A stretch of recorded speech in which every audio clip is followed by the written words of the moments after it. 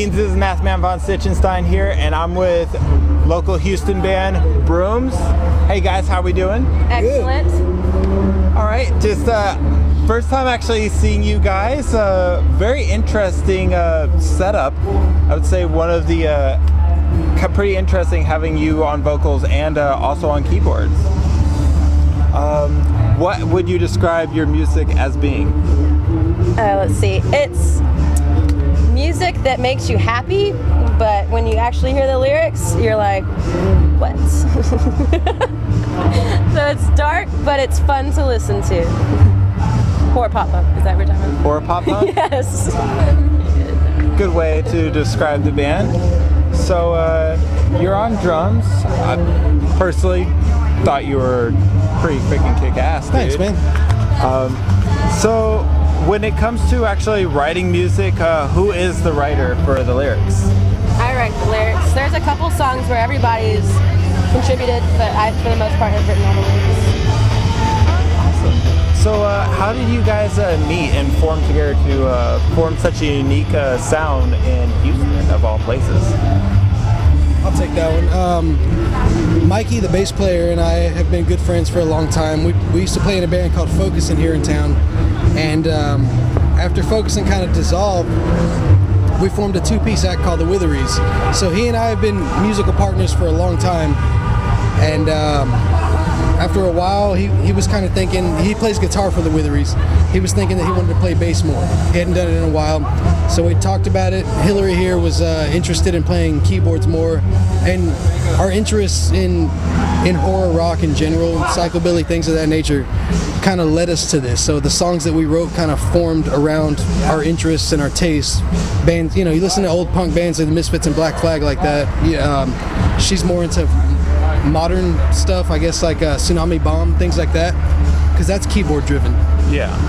So the way it all kind of came together was Mikey wanted to play bass, her wanting to play keyboard more because she was doing this other act called Quiet Morning and the Calamity, and it all just kind of came together with us deciding to start this. And AJ's an old friend of mine who started playing guitar for us, and that's basically where it started from. I mean, we went through several guitarists, but initially that's what it was the three of us. Well, how long have you guys actually been around? About a year. 1 year. 1 year. Awesome. Great start for 1 year, I think. Thanks. So, do you guys have any merchandise as far as CDs go? Not yet. We were supposed to have an EP out for October. It's delayed. But as soon as we get those tracks, we're going to make an EP and release it. So right now we just have shirts and stickers and what's on SoundCloud and Reverb Nation. All right, so you are on SoundCloud and Reverb Nation. So that's right, guys. Check out Brumes. That's BRUMES, and so that's BRUMES, not the Brumes, but just Brumes. And they are on SoundCloud and Reverb Nation, so you can check them out.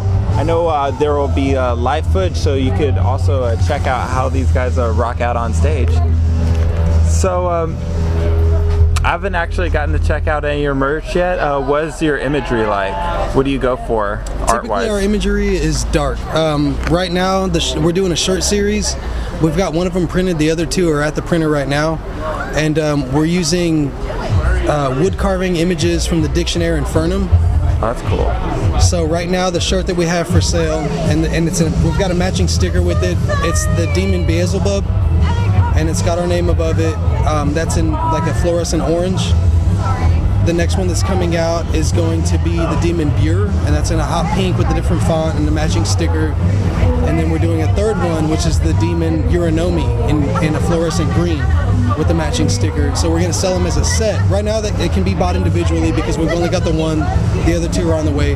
But once they're all out together, they're going to be sold as a set. Sounds cool. And it's going to be limited, so once these are gone, they're gone. And what will you be charging for something like that? It depends on who we're opening for, because especially if it's a local show, we're going to cater to what the crowd's going for. Because if we're opening for a band that's selling their merch for $20 and we've got ours for $15, we're going to undersell them. So I don't want to do that. We're gonna see what the crowd's into. So I guess our minimum is about $10 on the shirts. The CDs are going to be about $8 for now. All right, that sounds good. Well, I have to say this, that my members know I'm on HorrorPunksUnite. We actually composed the largest horror punk band list on the internet, of which I'm very proud of.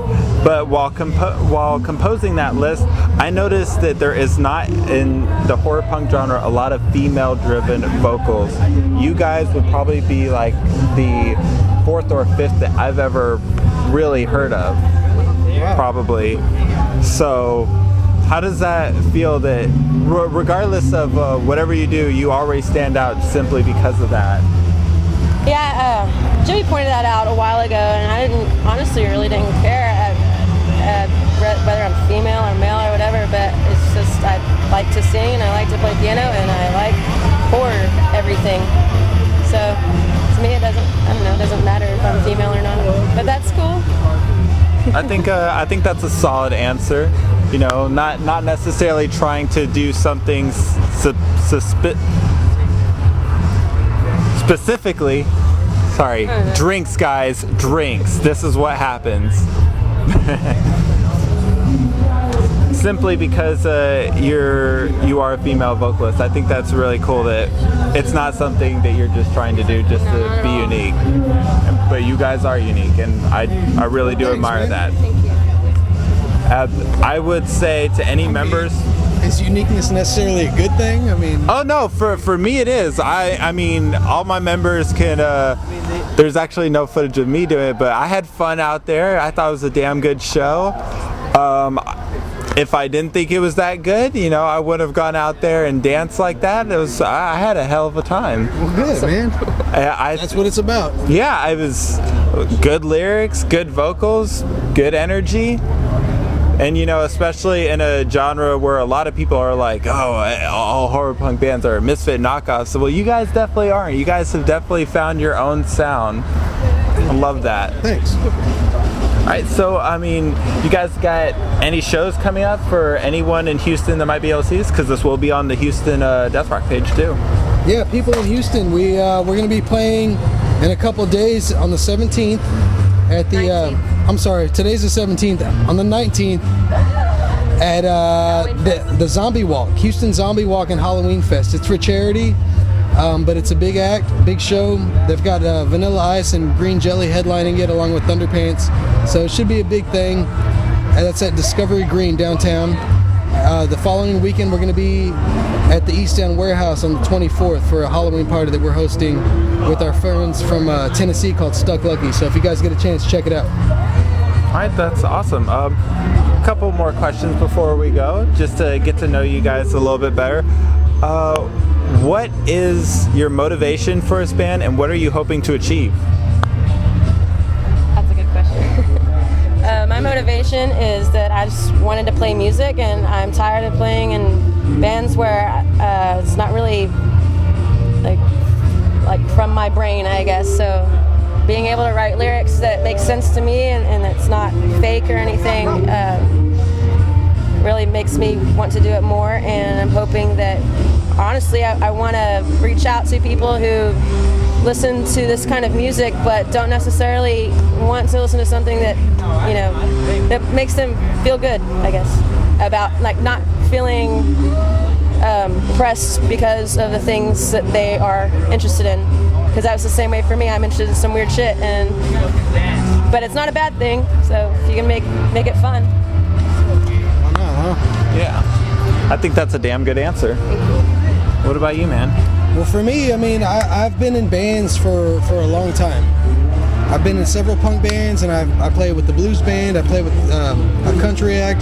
So I've been doing a lot of bands for a long time. But honestly, as a kid growing up in my early teens, listening to bands like the Misfits, and then Necromantics came out, and all this whole genre kind of came out of that vibe.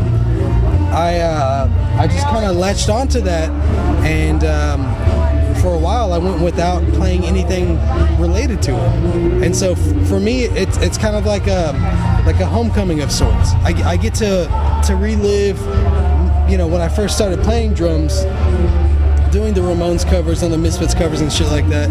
I get to be able to do that constantly. And for me, that's the fun part. That's the best part about it. I get to get on stage, I get to do that kind of stuff, and people dig it now.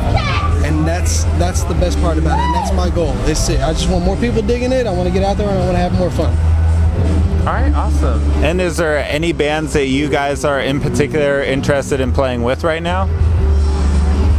Oh, there's several, but I mean, that's not to say when they come to town, yeah, maybe we'll talk to them a little bit. There's a couple of guys we did talk to that couldn't make it. I like a silent horror. Silent horror. Hey, Brandel, Argyle, looking to book you guys. Got people to open for you. And Andrew WK, he's apparently going to be in Canada next week. We're talking about getting him down here, but you know, Canada's quite a ways away from Texas, so that's true. Maybe we'll catch him on the flip flop. All right, well, I have to say thank you for doing this interview with me, guys. I had such a great time watching you. I'm so excited to see a horror punk band from my home city of Houston. So I'm just thank you guys for the music. Thanks, man.